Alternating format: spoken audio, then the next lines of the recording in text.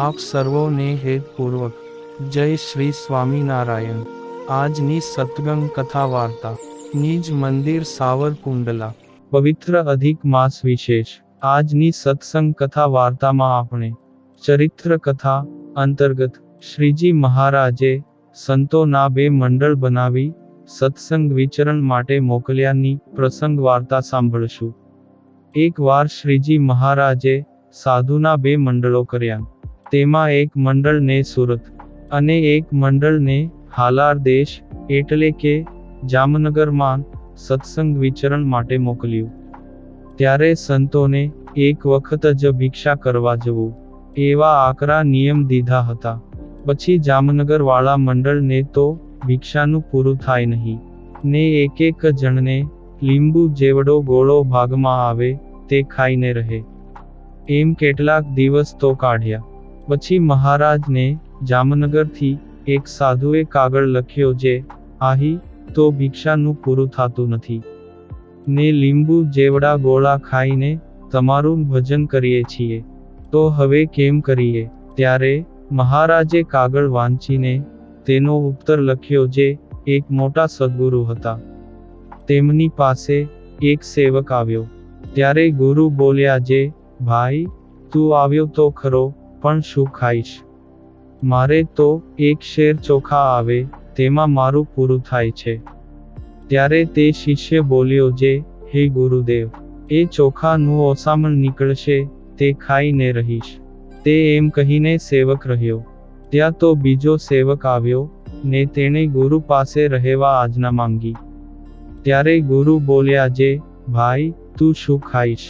ત્યારે તે સેવક બોલ્યો જે આ પ્રથમ સેવક આવ્યો તે શું ખાય છે? ત્યારે ગુરુ બોલ્યા જે મારે ખાવા એક શેર ચોખા આવે તે ચોખાનું ઓસામણ ખાય છે। ત્યારે એ બીજો સેવક બોલ્યો જે હું એ ચોખાનું ધોવરામણ ખાઈશ। પછી એ સેવક પણ રહ્યો। ત્યાં તો ત્રીજા સેવકે આવી ગુરુ પાસે રહેવાની આજ્ઞા માંગી।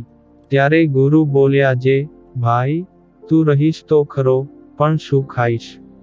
ત્યારે તે સેવક બોલ્યો જે પ્રથમ આ બે સેવક આવ્યા તે શું ખાય છે? ત્યારે ગુરુ બોલ્યા જે મારે એક શેર ચોખા આવે તેનું ઓસામણ એક જણ ખાય છે ને એક જણ ચોખાનું ધોવરામણ ખાય છે। ત્યારે તે શિષ્ય બોલ્યો જે તો ચોખા રાંધ્યાની હાંડલીનું ધોવરામણ હું ખાઈશ। એમ કહી એ સેવક પણ રહ્યો। ત્યાં તો ચોથો સેવક આવ્યો ને તેણે ગુરુ પાસે રહેવાની આજ્ઞા માંગી। ત્યારે ગુરુ બોલ્યા જે ભાઈ તું રહીશ તો ખરો પણ શું ખાઈશ? ત્યારે તે શિષ્ય બોલ્યો જે આ આગળ ત્રણ સેવક આવ્યા તે શું ખાય છે? ત્યારે ગુરુ બોલ્યા જે મારે જમવા એક શેર ચોખા આવે તેનું ઓસામણ એક ખાય છે ને બીજો એ ચોખાનું ધોવરામણ ખાય છે ને ત્રીજો ચોખા રાંધ્યાની હાંડલીનું ધોવરામણ ખાય છે। ત્યારે ચોથો શિષ્ય બોલ્યો જે તમે જમીને ચડું કરશો તેની એંઠવાણી હું ખાઈશ। એમ કહીને એ ચોથો શિષ્ય પણ રહ્યો। માટે જેને કલ્યાણનો ખપ હતો તે આગળ આવા ભૂખના દુઃખ સહન કરીને રહેલા છે। માટે તમે આનંદમાં રહી ભગવાનનું ભજન કરજો। એવો મહારાજનો કાગળ આવ્યો।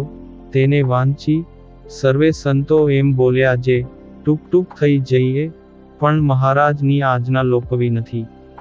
પછીથી કેટલેક દાહડે મહારાજે એ સંતોને તેડાવી લઈ અતિ અનવધિક સુખ આપ્યું હતું। આ પુનિત પ્રસંગ આજે પરમ ભગવદીય રામજી શેઠકૃત લીલા ચરિત્રની વાતોમાંથી સાંભળ્યો અને હવે પછીની કથા વાર્તા આપણે આગળના ભાગમાં સાંભળશું। અત્યારે આપ સર્વોને ભાવથી જય શ્રી સ્વામિનારાયણ।